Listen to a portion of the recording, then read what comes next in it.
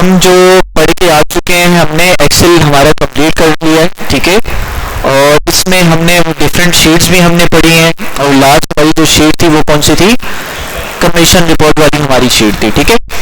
तो अब हम क्या करेंगे, हम कुछ इंपॉर्टेंट फार्मूले हमारे रह गए, कुछ फार्मूले हमारे रह गए, उसको हम क्या करते हैं, पढ़ते हैं, ठीक है। तो भाई देखें, आप लोगों को याद होगा कुछ फार्मूले मैंने शायद लिखवाए हो आपके लिए। अच्छा जी, तो भाई देखें, हमने एच लुकअप फार्मूला पढ़ा, एच लुकअप, वी लुकअप, ये फार्मूला तो नहीं पढ़ा ना हमने, ठीक है। ये कुछ एडवांस के फार्मूले हैं, इनको हम पढ़ते हैं, और ये बड़े इंपॉर्टेंट फार्मूले, आपका बहुत सा काम क्या करते हैं, ये आसान करते हैं। अब पहले तो हम लुकअप जो है हमारे पास, जैसे मैं बात करता हूँ, तीन फार्मूला बेटा, एक हमारे पास लुकअप, एक हमारे पास एच लुकअप, वी लुकअप,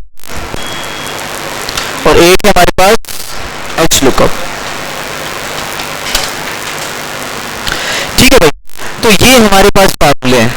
अब देखिए ये कहाँ यूज किए जाते हैं, इनका बेटा बहुत, आप कह लें कि अच्छा यूज केस है, और बहुत ज्यादा आपका क्या करेगा, ये टाइम बचाएगा। किस तरह से देखें, फर्ज करें कि आप जो है, आप काम करते हैं, या आपका अपना स्कूल है, आपका अपना इंस्टीट्यूट है, या आप किसी सेल्स डिपार्टमेंट में काम कर रहे हैं, या आप मिसाल के तौर पर किसी मेडिकल स्टोर पे काम कर रहे हैं, वहां पे बहुत ज्यादा यूज केस होता है इसका, ठीक है। किस तरह से देखें, अब फर्ज करें कि बहुत बड़ा एक डेटाबेस आपके पास मौजूद है, जिसमें हम स्टूडेंट्स की बात करते हैं, स्टूडेंट्स का डेटा मौजूद है, एक यूनिवर्सिटी है, उसमें लाखों की तादाद में क्या मौजूद है, बच्चों का डेटा मौजूद है। अब आपको क्या करनी है, एक बच्चा आता है, कहता है कि सर मेरी मार्कशीट प्रिंट करके दे दें, ठीक है।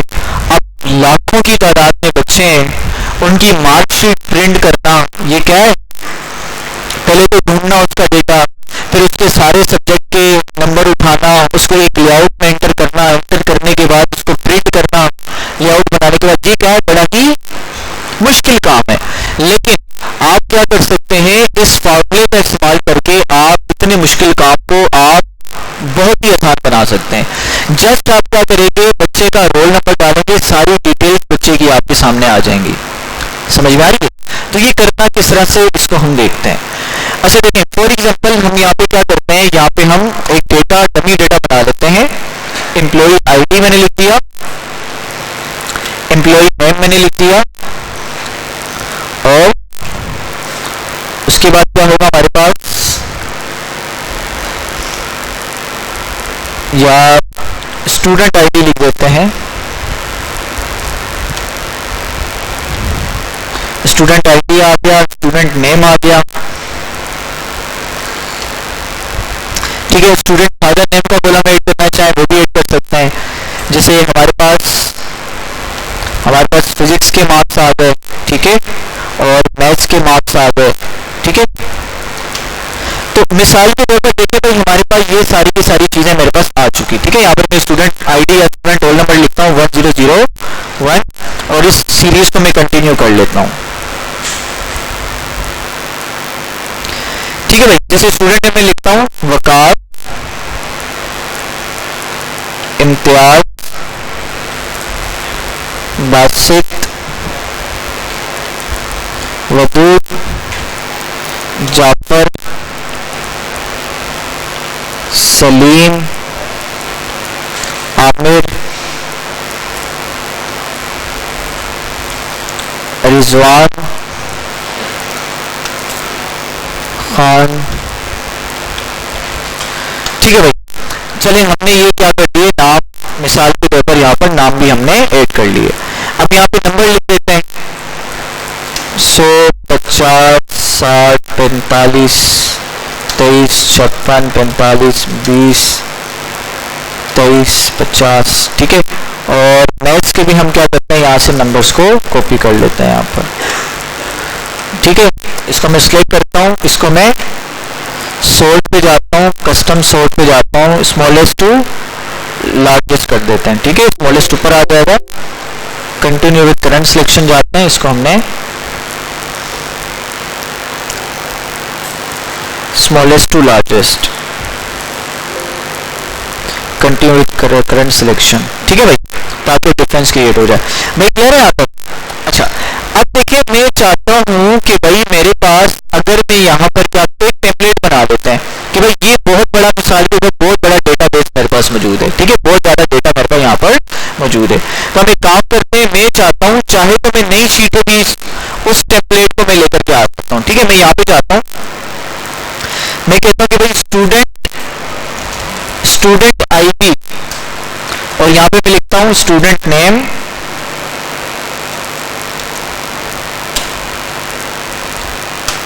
और यहाँ पे मैं लिखता हूँ फिजिक्स, यहाँ पे लिखता हूँ मैथ्स, ठीक है।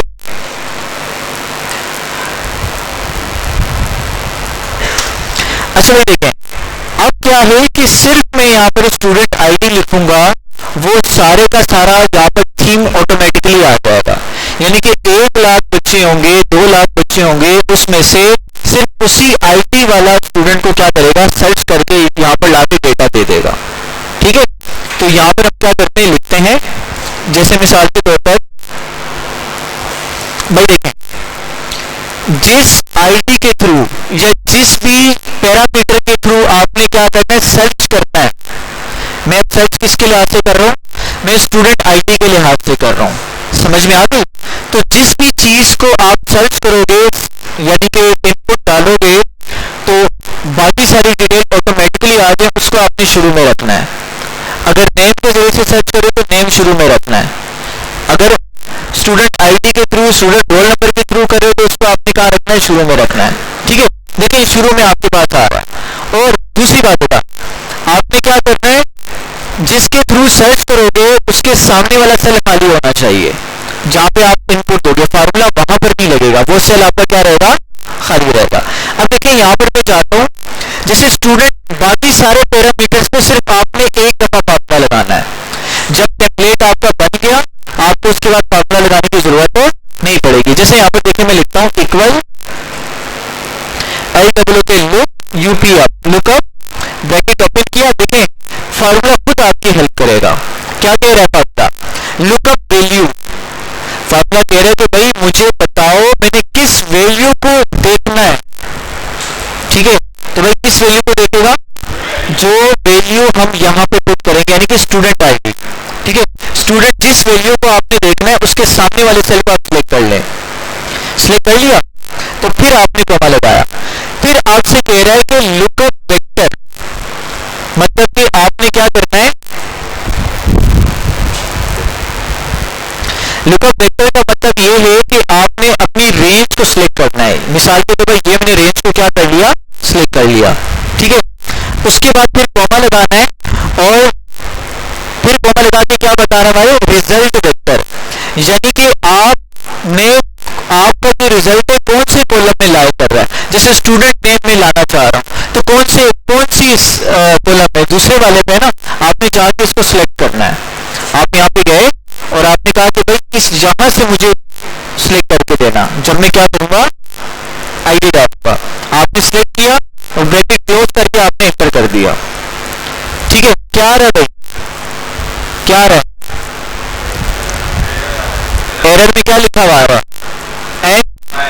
ए, मतलब नॉट अवेलेबल, ठीक है, मतलब ए नॉट अवेलेबल का एरर दे रहा है। इसका मतलब स्टूडेंट आईडी में आपके पास कुछ अवेलेबल है ही नहीं, तो इसलिए डेटा आपको यहाँ पर दे नहीं रहा।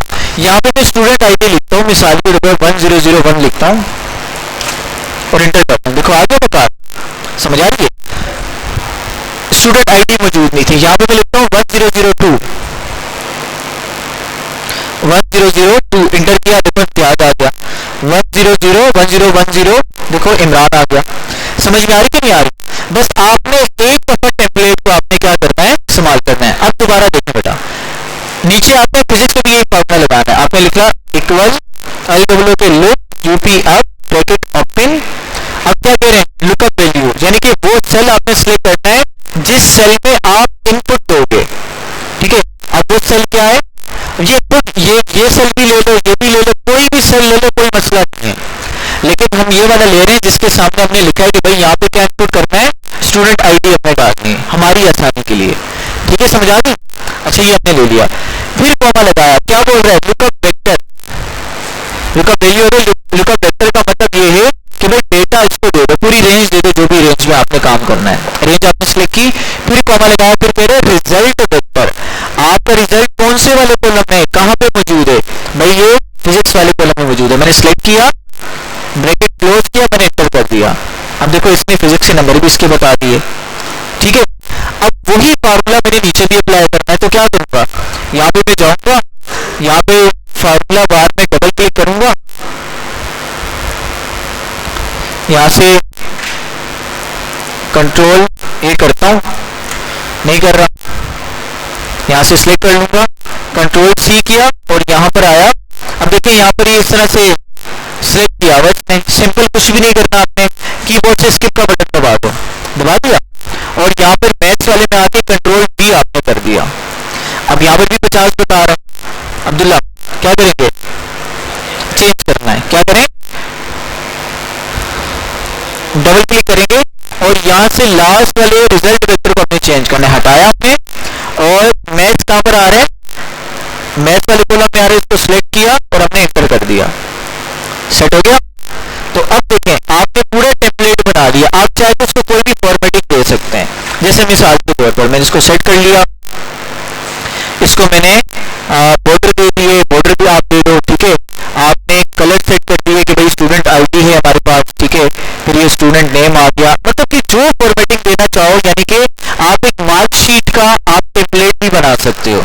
आप नई शीट में गए, आपने कहा कि भाई इस शीट से आपकी प्रीवियस शीट से आपने डेटा लेना है, और डेटा लेने के बाद आपने क्या करना है, आपने पूरी एक बोर्ड डिजाइन कर ली, आप जस्ट क्या कर रहे हो, यहाँ पे रोल नंबर लिख रहे हो बच्चे का, तो पूरी थीम बनी हुई आपको, पूरा रिजल्ट बना हुआ आ जाएगा बच्चे का आपके पास, जस्ट आपने क्या करना है, कंट्रोल पी से प्रिंट निकालना है, जस्ट आपको कुछ भी करने की जरूरत नहीं पड़ेगी।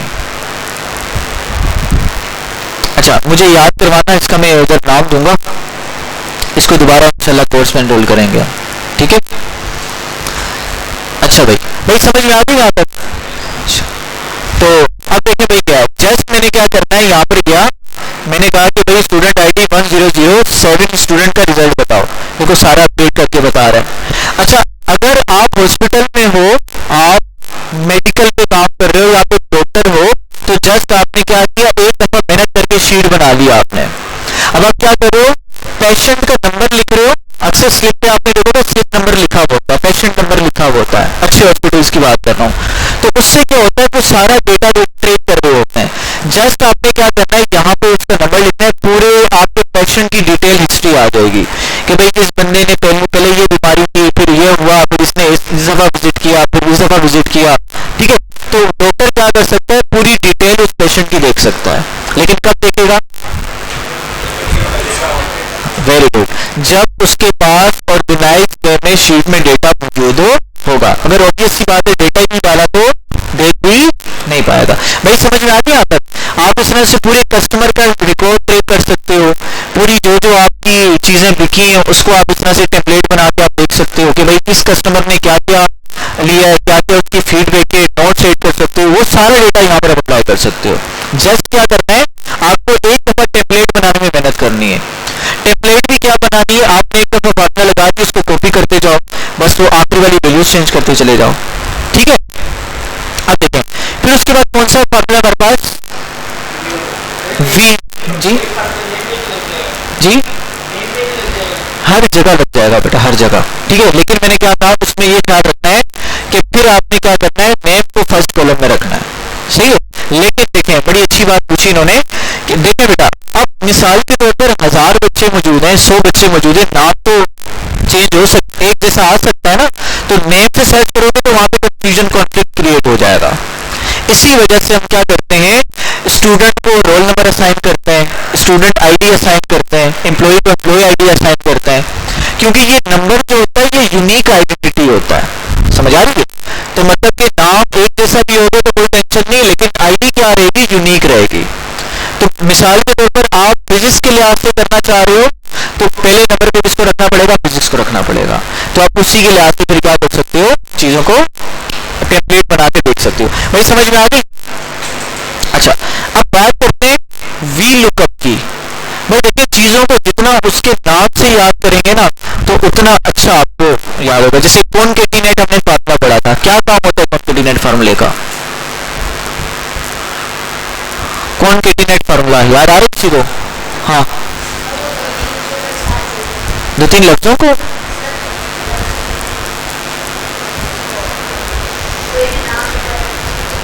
देखो, तुम बता दो तो मैं तुम्हारा नाम कैंसिल कर दूंगा फिर मैं, ठीक है? क्या कहता है? बताया, ठीक बताया इसमें कि कनेक्ट करता है दो या दो से ज्यादा सेल्स को, ठीक है? मर्ज नहीं करता, सेल्स को कनेक्ट करता है। उसके टेक्स्ट को मर्ज करना तो ये होता है ना, तीनों सेल्स को एक सेल बना दिया, वो तीन सेल्स के अंदर के टेक्स्ट को एक सेल में लिख देता है, ठीक है? समझ आ गई? अच्छा भाई आगे चलते हैं। अच्छा, उसके बाद देखिए लिखा हुआ लुकअप। लुकअप का मतलब क्या होता है? लुक का मतलब होता है देखना, ठीक है? किसी डेटा में से देखना लुकअप का मतलब। और वी लुकअप और एच लुकअप का मतलब क्या है? वी लुकअप मतलब वर्टिकल डेटा में देखना और एच लुकअप हॉरिजॉन्टल डेटा में देखना, ठीक है? ये डेटा किस फॉर्म में है? वर्टिकल फॉर्म में, हॉरिजॉन्टल फॉर्म में? हॉरिजॉन्टल फॉर्म में। हॉरिजॉन्टल फॉर्म में डेटा, बताओ जरा, खड़े हो जाओ, खड़े हो जाओ। हॉरिजॉन्टल फॉर्म में डेटा ये, हाँ वर्टिकल फॉर्म में, डेटा वर्टिकल फॉर्म में। हाँ भाई, कौन बताएगा? तुम बताओ सीधा दे। अरे तुमने तो बात ही खत्म कर दी यार, जबरदस्त। हाँ भाई हीरो, कौन सी फॉर्म में?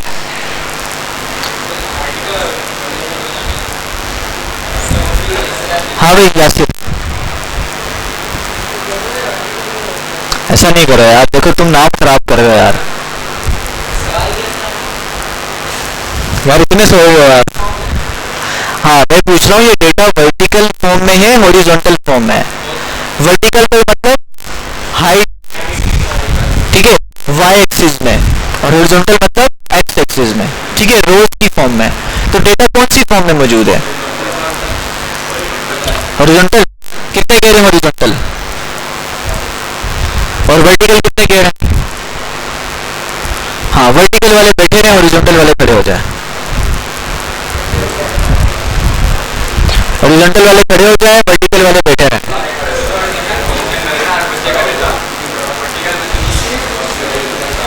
चले चले भाई, चले देखें आप भाई, देखें ये जो डेटा हमारे पास मौजूद है, ये किस फॉर्म में मौजूद है? ये कॉलम्स की फॉर्म में मौजूद है। और कॉलम्स आपको पता है वो किस फॉर्म में होते हैं? वो वर्टिकल फॉर्म में होते हैं, ठीक है?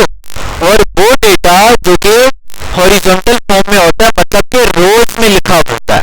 देखिए रोज में डेटा डिफाइन तो नहीं है ना, देखो स्टूडेंट आईडी क्या आ रहा है? कॉलम में आ रही है ना? स्टूडेंट नेम कॉलम की फॉर्म में, यानी कि वाई एक्सिस में, ठीक है, वर्टिकल हाइट की फॉर्म में। फिजिक्स भी देखें, मैथ्स भी देखें, डेटा किस फॉर्म में आ रहा है? वर्टिकल फॉर्म में आ रहा है। आसान अल्फाज में समझ लें, जब डेटा कॉलम वाइज डिफाइन हुआ होगा तो वो क्या कहलाएगा? वर्टिकल डेटा कहलाएगा। तो बस ये समझ में आ रही है? अच्छा, जब रोज वाइज डिफाइन हुआ होगा तो क्या कहलाएगा? हॉरिजॉन्टल कहलाएगा। ठीक है, समझ में आ रही बात? चले बैठ जाए। अच्छा, अभी कंफ्यूज नहीं होना, ठीक है? देखिए वो आपकी बात ठीक है कि सर ये हॉरिजॉन्टल भी आ रहा है, वर्टिकल भी आ रहा है, लेकिन मैंने आपको मेन पहचान बता दी कि किस तरह से आपको पहचानना है। अब तो मुश्किल नहीं होगी भाई, होगी नहीं होगी? नहीं होगी। अच्छा अच्छा, देखिए भाई सवाल है कोई? अच्छा देखिए, अब हम बात करते हैं भाई वी लुकअप की। अब डेटा चूंकि वी वर्टिकल फॉर्म में मौजूद है, अब देखिए इसमें क्या था? अब लुकअप में एक मसला था, लुकअप वाले फॉर्मूले में मसला क्या था? मसला ये था कि भाई अगर मेरे पास डेटा में 1000 की लिस्ट है तो क्या मैं सिलेक्ट ही करता रहूंगा पूरी रो को, आखिर वाली को? समझ आ रही है? तो मसला बनेगा ना, तो करते करते जो है ना बाल सारे सफेद हो जाएंगे, है ना? तो इसके हल के लिए हम क्या करते हैं, देखते हैं डेटा कितनी फॉर्म में आ सकता है, वर्टिकल फॉर्म में या हॉरिजॉन्टल फॉर्म में। ठीक है, तो वर्टिकल फॉर्म का डेटा जो होगा उसमें हम क्या लगाएंगे? वी लुकअप लगाएंगे, और जो हॉरिजॉन्टल फॉर्म में होगा उसमें क्या लगाएंगे? एच लुकअप लगाएंगे। आप कैसे लगाएंगे देखें भाई, फार्मूला वही है। हमने स्टूडेंट आईडी के लिहाज से चीजों को सर्च करना है, यहाँ से मैंने डिलीट कर दिया, यहाँ पे मैं जाता हूँ, तो जिसके लिहाज से सर्च करेंगे उस वाले सेल को खाली छोड़ देना है। ठीक वैल्यू हमारा इनपुट कहलाएगा। नीचे वाले सेल में आता हूँ और मैं लिखता हूँ इक्वल, क्या लिखूं, equal V lookup bracket open. देखो क्या बता रहा है, लुकअप वैल्यू, किस वैल्यू को देखना है भाई, मैं कहता हूँ स्टूडेंट आईडी के लिहाज से चीजों को देखना है मैंने, फिर कॉमा मैंने लगाया, फिर कह रहे टेबलरी, मतलब कि आप हमें बताओ कि किस टेबल से देखना है वैल्यू को। मैं कहता हूँ भाई इस टेबल से देख लो भाई, ठीक है, समझ में आ गई। फिर कॉमा लगाया, फिर क्या कह रहा है, फिर कह रहा है कॉलम इंडेक्स नंबर।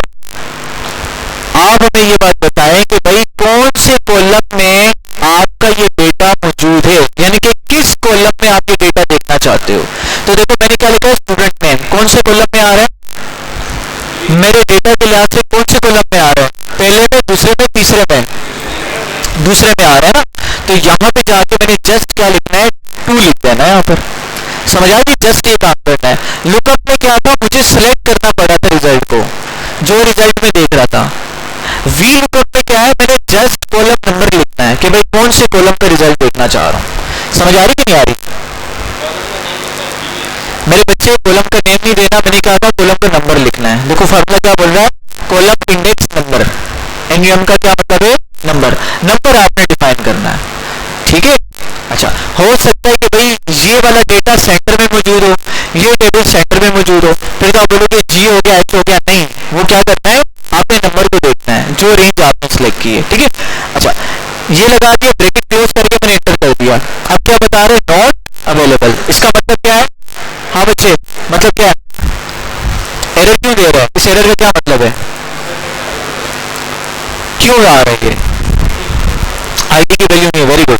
तो यहाँ पे आईडी की वैल्यू में लिखता हूँ क्या, 1009 एंटर करता हूँ। अब देखो आ गया ना, समझ आ गई। अच्छा, यही काम आपने नीचे फिजिक्स के लिए करना है, यहाँ पे लिखना है वी लुकअप ब्रैकेट ओपन और लुकअप वैल्यू, यानी कि आपने दोबारा स्टूडेंट आईडी सिलेक्ट किया, कोमा लगाया, आपने टेबल सिलेक्ट किया, फिर कोमा लगाया, आपने कॉलम नंबर डिफाइन करना है, कहाँ पे आ रहा है ये फिजिक्स, कौन से कॉलम में आ रहे हैं, तीसरे कॉलम पे आ रहे हैं, 3 लिख के आपने ब्रैकेट क्लोज करके आपने एंटर कर दिया, ठीक है। नीचे मैथ्स में आता है equal student ID, sorry V lookup लिखा आपने, ब्रैकेट ओपन किया, वैल्यू सिलेक्ट की, कॉमा लगाया, टेबल सिलेक्ट किया, कॉमा लगाया, फिर क्या करना है, कॉलम इंडेक्स नंबर लिखना है। कॉलम इंडेक्स नंबर कितना आ रहा है मेरे पास, 4, तो यहाँ पे लिख दिया मैंने 4, ब्रैकेट क्लोज कर मैंने एंटर कर दिया, ठीक है, समझ आ रही है। तो आप यहाँ से थोड़ा अलाइनमेंट भी सेट कर लें भाई, सारे एक जगह पे हो जाओ, ठीक है, या एक साइड पे हो जाओ, ठीक है भाई, समझ में आ गई। तो इस तरह से हम क्या कर सकते हैं, क्या कर सकते हैं भाई, हाँ, हम वर्टिकल डेटा में से चीजों को इस तरह भी हम क्या कर सकते हैं, फाइंड आउट कर सकते हैं। समझ में आ गई बात।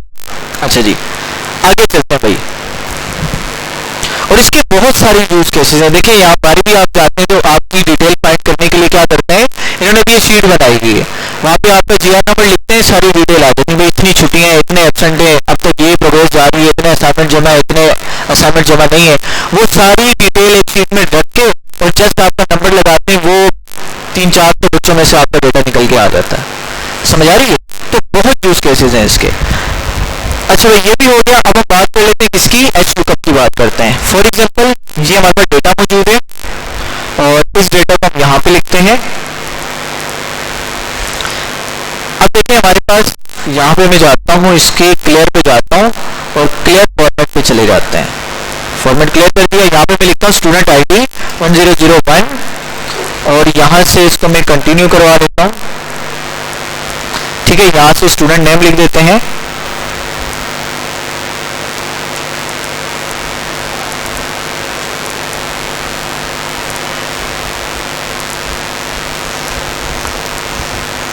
ठीक है भाई, ये हमने नाम लिख दिया। अब नंबर लिख लेते हैं हम यहाँ पर,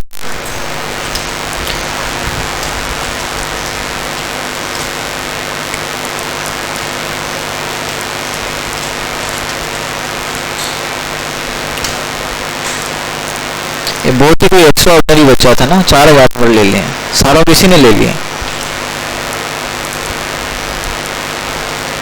अच्छा भाई, तो भाई ये हमारे पास डिटेल आप स्पर्श कर लें। अब ये डेटा कौन सी फॉर्म में मौजूद है? हॉरिजॉन्टल फॉर्म में मौजूद है। कैसे पता लगा भाई? हाँ, वेरी गुड, क्योंकि डेटा रोज की फॉर्म में आपके पास आ रहा है। ठीक है, तो अब देखिए, आप ये जो आपके पास डिटेल है, आप किसी भी फॉर्म में ले सकते हैं भाई। आप चाहे तो किसी भी तरह का फॉर्मेट यहाँ पे बना सकते हैं। यहाँ पे दोबारा जाता हूँ, पेस्ट कर देता हूँ। अब देखिए अगेन वो ये यहाँ पर जस्ट फॉर्मूले की जगह लग जाएगा एच लुकअप ब्रैकेट ओपन, और क्या कह रहे हैं, लुकअप वैल्यू, यानी कि उस सेल को आप सिलेक्ट कर लें। फिर कॉमा लगाया, फिर आपने टेबल को सिलेक्ट करना है, टेबल आपने सिलेक्ट कर लिया। फिर आपने कॉमा लगाया, फिर क्या करो, रो इंडेक्स नंबर। देखो इसने खुद जज कर लिया जब आपने क्या किया, जब आपने डिफाइन किया किसको, एच लुकअप को डिफाइन किया। अब बता रहे रो नंबर बताओ, स्टूडेंट नेम कौन सी रो में आ रहा है, पहली में आ रहा है, दूसरी में आ रहा है, दूसरी में आ रहा है। आपने नंबर लिख दिया 2, ब्रैकेट क्लोज करके आपने एंटर कर दिया। अब अगेन नॉट अवेलेबल आ रहा है, आप यहाँ पर जाएं, स्टूडेंट आईडी लिखते हैं 1005, तो देखें उसका नाम आ गया। ठीक है, समझा गई। अगेन फिजिक्स के लिए भी यही करना है। अब या तो क्या कर लें, यहाँ पे जाएं, इसको कॉपी करें और यहाँ पर नीचे पेस्ट कर दें।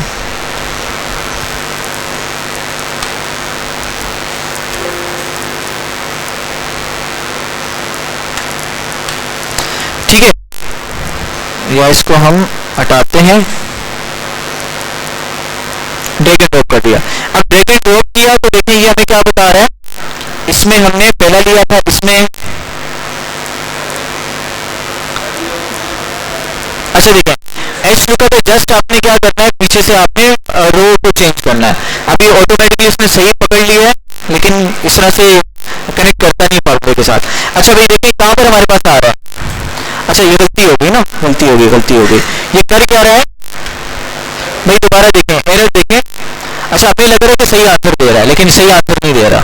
ठीक है, ये क्या कर रहा है, रिलेटिव रेफरेंस का इस्तेमाल करके आपकी रेंज को नीचे लेके जाता जा रहा है। देखिए इसमें रेंज एक रो के नीचे आ गई, नीचे वाले में देखिए दूसरी रो के नीचे आ गई।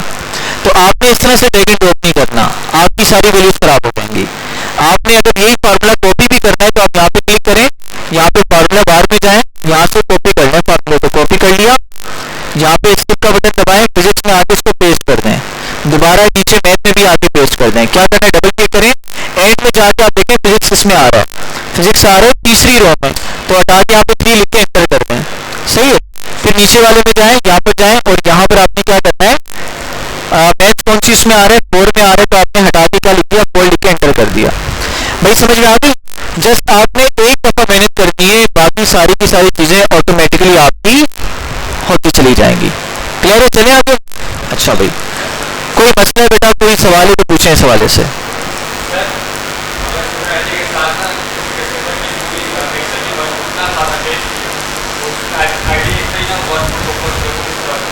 अगर आईडी लिखते ही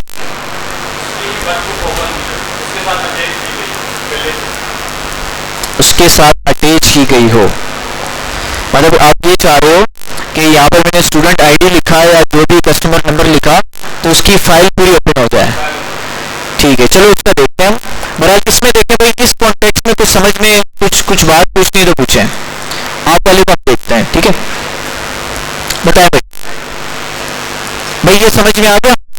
अच्छा अब एक काम करते हैं छोटा सा, अब हम देख लेते हैं कि हम कौन कौन से फॉर्मूले पढ़ के आ चुके हैं।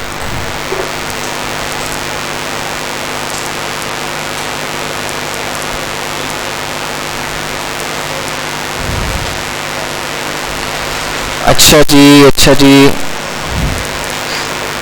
भाई कितने फार्मूले पढ़ दिए बता दें मुझे जरा, टोटल कितने फार्मूले पढ़ाए मैंने आपको?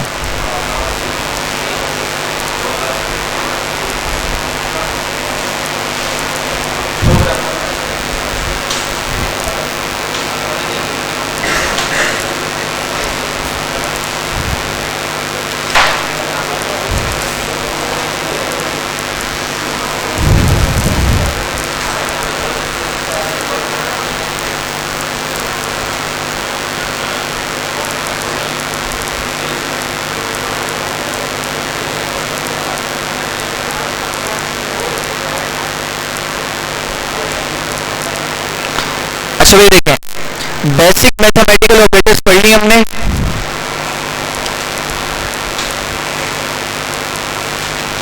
बेसिक मैथमेटिकल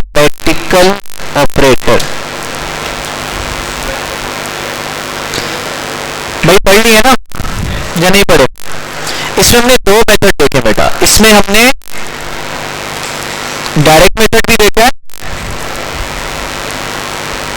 और हमने कौन सा मेथड देखा है, सेल मेथड भी देखा है। ऐसे ही है ना, डायरेक्ट 2 + 5 + 7 ये डायरेक्ट होता है, इक्वल लगा के 2 + 5 + 7 एंटर किया तो ये प्लस करके दे दिया, और 2 5 7 सेल्स में लिखा हुआ है, हमने सेल्स क्लिक करके भी क्या करना है, हम इस्तेमाल कर सकते हैं। अच्छा, बेसिक मैथमेटिकल ऑपरेटर्स में क्या क्या आता है बताएं मुझे जरा। हाँ, plus minus, add minus multiply divide, ठीक है, addition multiplication and subtraction and division. उसके बाद हमने क्या पढ़ा, सब पढ़ा, सही है। अच्छा, और फिर हमने क्या पढ़ा, इसको हमने देखा रोज के लिए कैसे अप्लाई होता है, कॉलम के लिए कैसे अप्लाई होता है, इसमें हमने देखा। फिर हमने क्या पढ़ा बताएं, एवरेज पढ़ा हमने, ठीक है, और बताया जरा, नाउ पढ़ा हमने, नाउ पढ़ा नहीं पढ़ा, नाउ क्या करता है बताएं जरा। हाँ, वेरी गुड, वेरी राइट, यानी कि करंट डेट और टाइम को क्या करता है, आपको अप्लाई करके देगा। मिसाल के तौर पर आपने कहीं पे अभी की डेट और आज की डेट और अभी का टाइम लिखना है, तो आप जाओगे equal now bracket open close करोगे, एंटर करोगे, आज के डेट और टाइम आ जाएगा, सही है। अच्छा, उसके बाद आगे चलते हैं, टुडे, टुडे पढ़ा आपने, टुडे किस लिए से होता है, करंट डेट और डेट डालने के लिए, ठीक है। अच्छा, सिर्फ डेट आएगी आपके पास, और टाइम क्या होता है, टाइम में क्या होता है, नहीं, टाइम में क्या होता है, टाइम नहीं पढ़ा ना। अच्छा देखो बेटा, टाइम में क्या होता है, टाइम का ये काम होता है कि आपने अपनी मर्जी का कोई टाइम लिखना है कहीं पे।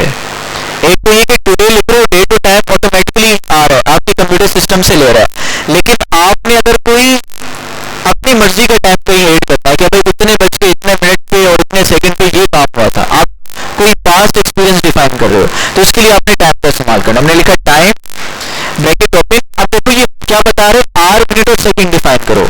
मैं कहता हूँ भाई 12 से ऊपर की जो वैल्यू होगी वो क्या बताएगा, उसको पीएम कंसीडर करेगा, और 12 से कम वैल्यू को क्या करेगा, एएम कंसीडर करेगा। जैसे मैं लिखता हूँ 15 बज रहे थे, फिर कॉमा लगाया, 12 मिनट थे और 20 सेकंड थे, ब्रैकेट क्लोज कर मैंने एंटर कर दिया। डिफाइन करना पड़ेगा आपको, ठीक है, समझ में आ गई, अपनी मर्जी पे टाइम रखने के लिए। भाई देखो क्या करना है, हमने टाइम लिखा, उसके बाद हमने आवर डिफाइन करना है, मिनट डिफाइन करना है और सेकंड डिफाइन करना है, सही है, समझ आ गई, और एंटर कर देना है, आपके पास टाइम आ जाएगा, आपकी मर्जी का टाइम। उसके बाद अपर पढ़ा आपने, अपर क्या करता है और लोअर क्या करता है, स्मॉल लेटर्स में चेंज करता है। अच्छा, प्रॉपर क्या करता है, वेरी गुड, वेरी गुड, यानी कि सेंटेंस केस में क्या करता है, आपके वर्ड को चेंज करता है या जुमले को। अच्छा, मैक्सिमम क्या करता है, मैक्स, वेरी गुड, यानी कि रेंज में से सबसे बड़ी वैल्यू को फाइंड करता है, और मिनिमम सबसे छोटी वैल्यू को, गुड हो गया। अच्छा, उसके बाद आपने काउंट पढ़ा, काउंट क्या करता है, उन सेल्स को काउंट करता है जिसमें सिर्फ नंबर हैं, ऐसे ही है ना, ना खाली सेल को काउंट करेगा ना अल्फाबेट्स वाले सेल को काउंट करेगा, सिर्फ नंबर वाले सेल को काउंट करेगा। और काउंट ए क्या करेगा, सारे सेल्स को काउंट करेगा, सिर्फ खाली सेल को काउंट नहीं करेगा। काउंट ब्लैंक क्या करेगा, खाली सेल्स को काउंट करेगा, ठीक है। अच्छा, उसके बाद हमने काउंट ब्रेक भी होगा, कॉन्केटिनेट पढ़ा था, ये क्या करता है, डिफरेंट सेल्स को मर्ज करता है, ठीक है, मिलाता है टेक्स्ट को। उसके बाद ट्रिम पढ़ा था हमने, ट्रिम क्या था, ट्रिम पढ़ा था, ट्रिम क्या करता है देखें बेटा। अब यहाँ पे मैंने लिखा है, जैसे मिसाल के तौर पर this is the age of, अब देखें कितना ज्यादा स्पेस आ रहा है इस वर्ड के दरमियान, मैं चाहता हूँ स्पेस, एक्स्ट्रा स्पेस खत्म हो जाए, तो मैं लिखूंगा equal trim bracket open, text को सिलेक्ट करूंगा, ब्रैकेट क्लोज करूंगा, एंटर कर दूंगा, देखिए एक्स्ट्रा स्पेस को रिमूव कर देगा। तो ट्रिम इस्तेमाल होता है, ट्रिमिंग करवाने के लिए जाते हैं ना, तो ट्रिम इस्तेमाल होता है एक्स्ट्रा स्पेसेस को खत्म करने के लिए। बेटा क्या हो गया, क्लियर है। अच्छा आगे चलता है बेटा। उसके बाद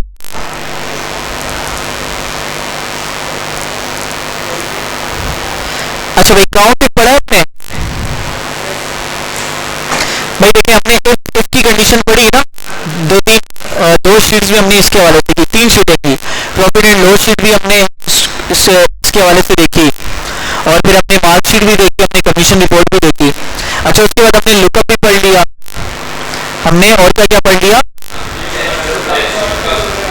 वी लुकअप भी पढ़ लिया, एच लुकअप भी पढ़ लिया, और क्या क्या पढ़ लिया? अच्छा लार्ज पढ़ा हमने,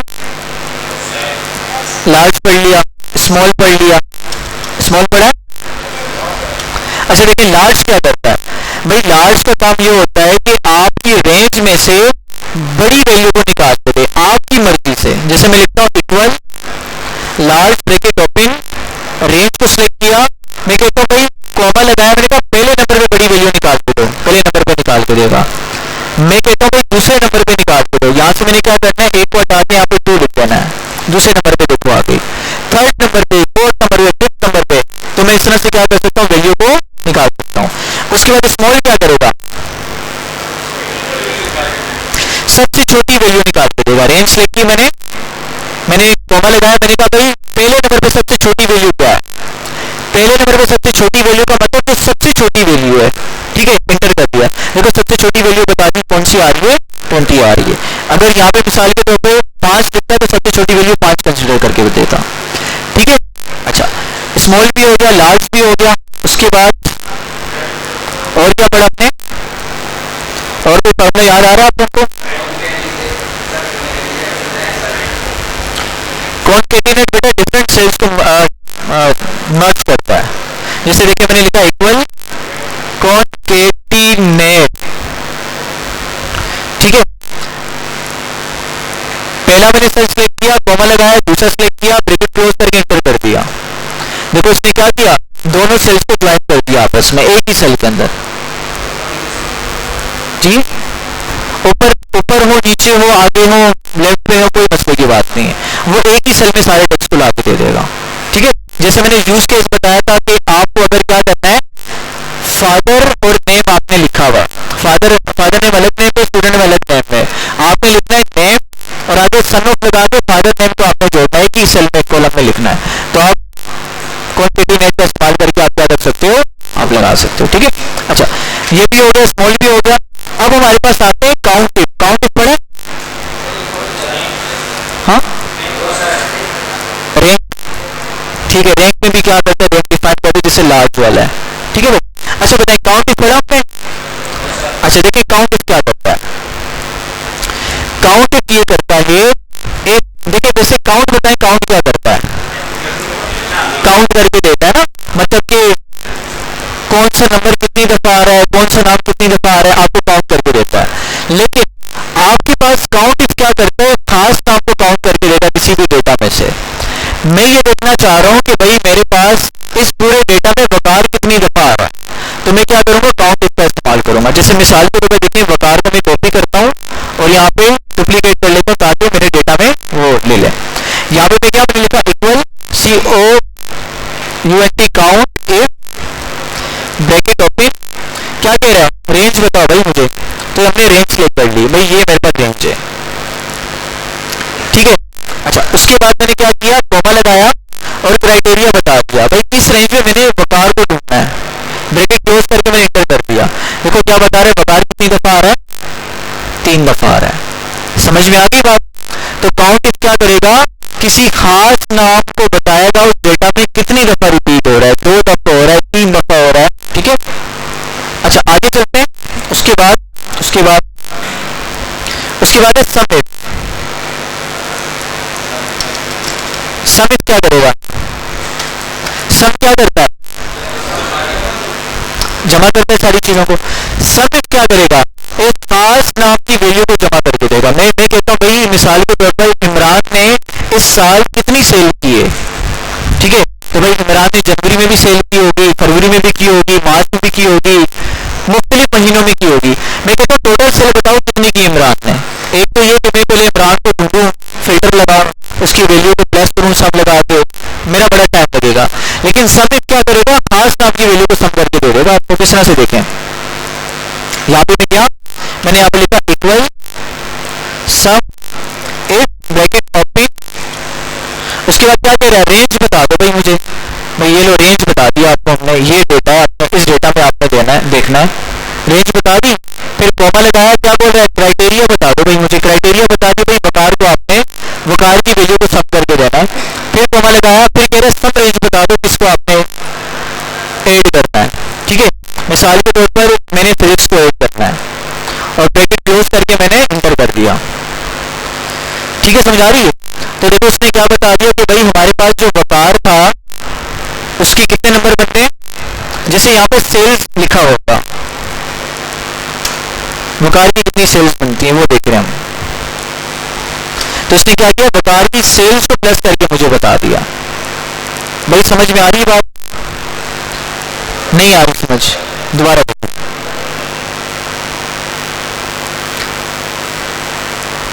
भाई देखिए मैं ये कह रहा हूं, यहां पर मैंने लिखा इक्वल सम एक ब्रैकेट ओपन, रेंज लिखी मैंने, पहले रेंज बता दी भाई, फिर कॉमा लगाया, फिर क्राइटेरिया बता दी, वकार को आपने देखना है, फिर कॉमा लगाया, फिर सम रेंज दे दी भाई, इसको आपने प्लस करना है, इस वैल्यू को प्लस करके बताना है वकार की। ब्रैकेट क्लोज किया, एंटर कर दिया। अब देखो क्या बता रहे हैं यहाँ पर, 0 बता रहा है, एरर बता रहा है, एरर सही नहीं आ रहा। क्या चीज नहीं समझा मैं, देखो इसमें भाई देखो मेन यहाँ पर एक्सेल थोड़ा सा कंफ्यूज हो रहा है। कंफ्यूज किस लिहाज से हो रहा है, अगर हम दोबारा देखने लगाएं यहाँ पर, अगर रेंज को मैं थोड़ा सा ऊपर तक ले जाऊं, या मैं सिलेक्ट किया और एंटर किया, अब भी देखिए नहीं बता रहा, और बाकी चीजें इसको भी मैं थोड़ा सा ऊपर लेके चला जाऊं,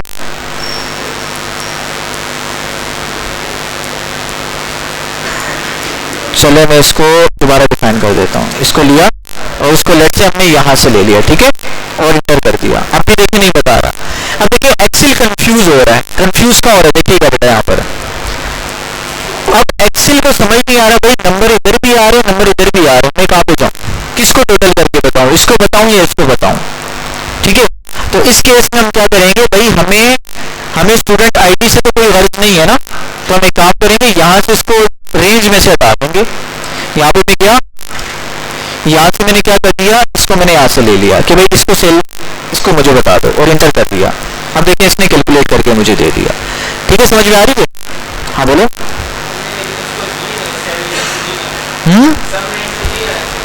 हाँ सब रेंज ही, लेकिन कंफ्यूज हो रहा है बहरहाल।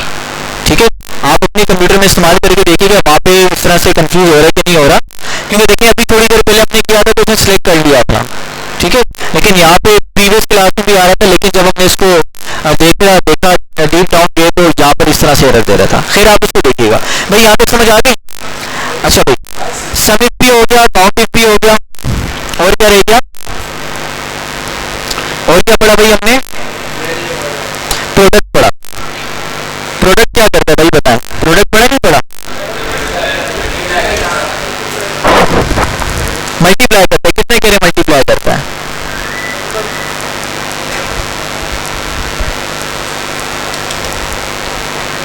सीरियल नंबर आ गया, प्रोडक्ट आ गया, उसके बाद क्वांटिटी आ गया, उसके बाद यूनिट प्राइस आ गया,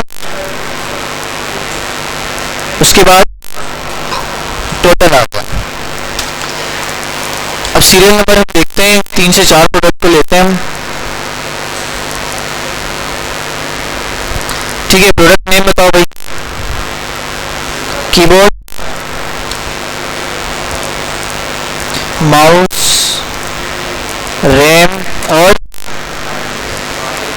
एसएसडी। हार्ड डिस्क का जमाना चला गया भाई, एसएसडी और यूएसबी। अच्छा चले, क्वांटिटी बताएं भाई, कीबोर्ड 1 चाहिए, माउस भी 1 ले आओ भाई, रैम भी 1 दे दो, एसएसडी 2 दे दो, यूएसबी भी 1 दे दो। यूनिट प्राइस कितनी कीबोर्ड की, मिसाल के तौर पर बहुत सस्ता अच्छा जमाना चल रहा है, 100 रुपये का कीबोर्ड है, 50 रुपये का माउस है, 20 रुपये की रैम है, 250 रुपये की एसएसडी है, और 150 रुपए की यूएसपी है। भाई डॉलर की बात कर रहे हैं ना। अच्छा आगे चलें, अब क्या करना है, टोटल करना है। टोटल कैसे करूंगा, कैसे करूंगा भाई टोटल?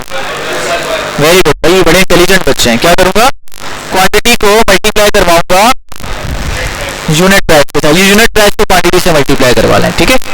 और नीचे गए और हमने इसको ये कर दिया। अब मैं क्या करता हूं, इक्वल लिखा, this cell multiply by basic mathematical operator इस्तेमाल करता हूं in the reference of cell. Select किया, मल्टीप्लाई का साइन, सिलेक्ट किया, मल्टीप्लाई का साइन, सिलेक्ट किया, मल्टीप्लाई, सिलेक्ट किया, मल्टीप्लाई, सिलेक्ट किया, मल्टीप्लाई। आखिर वाले के बाद हमने साइन नहीं लगाना और इंटर कर दिया मैंने। देखो ये मेरे पास आंसर आ रहा है, सही है। मैंने कितने स्टेप किए, मैंने 3 स्टेप में मेरे पास ये आंसर आया। पहले मैंने क्वांटिटी और यूनिट को मल्टीप्लाई करवा के टोटल निकाला, फिर इन सारों को आपस में मल्टीप्लाई करवाया, टाइम जाया हुआ। अगर आपको ये कंडीशन चाहिए कि दो कॉलम्स को वैल्यूज को मल्टीप्लाई करवा के जो आंसर आए उसको भी आपस में मल्टीप्लाई करवाना हो आपको, तो फिर आप प्रोडक्ट का इस्तेमाल करोगे। देखो मैं लिखता हूँ यहाँ पे इक्वल प्रोडक्ट ब्रैकेट ओपन। देखो क्या कह रहे हैं, नंबर 1 सिलेक्ट कर लो, यानी कि क्वांटिटी को मैंने सिलेक्ट कर लिया, क्वांटिटी वाले कॉलम को, फिर कॉमा लगाया, फिर यूनिट प्राइस वाले को मैंने सिलेक्ट कर लिया, ठीक है, फिर ब्रैकेट क्लोज करके इंटर कर दिया। अब ये क्या करेगा, अब इन दोनों कॉलम्स को आपस में मल्टीप्लाई करवाएगा, जो आंसर आएगा उसको भी आपस में मल्टीप्लाई करवा के देगा। समझ आ गई भाई, क्लियर है? अच्छा, इसका यूज केस बहुत ही रेयर होगा, ठीक है, बहुत ही रेयर होगा कि भाई इसको कहाँ इस्तेमाल करें, ठीक है, बहुत ही यूनिक केस आपका बनेगा। खैर, लेकिन अगर ऐसी कंडीशन आपके पास आ जाए तो आप क्या करेंगे, इसका इस्तेमाल कर लेंगे। भाई समझ में आ गई? अच्छा बेटा, सेकंड लास्ट फॉर्मूला देखें। अब मिसाल के रूप में देखो, मैंने टोटल कर लिया और टोटल करने के बाद मैं क्या करता हूँ, इस सारे आंसर को टोटल प्राइस को ग्रैंड टोटल कर लेता हूँ। ये ग्रैंड टोटल मैंने निकाल लिया,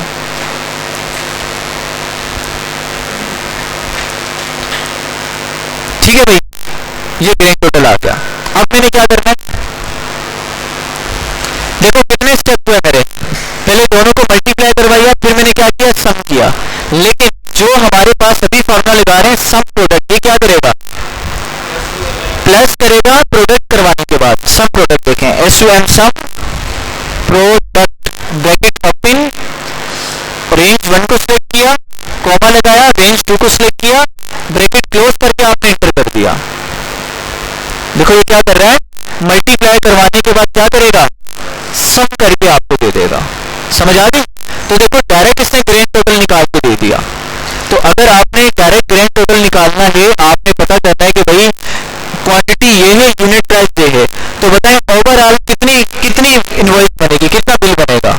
तो आपको ये 2 स्टेप करने की जरूरत नहीं पड़ेगी, डायरेक्ट आप सम प्रोडक्ट का फॉर्मूला लगा के आप ग्रैंड टोटल अमाउंट अपनी निकाल सकते हैं। भाई समझ में आ गई बात? अच्छा आगे चलते हैं, या बस से बहुत हो गया? अच्छा मेमोरी कार्ड फुल हो गया, चलें चलें, बस एक फॉर्मूला रह गया, हम कल कर लेंगे, ठीक है।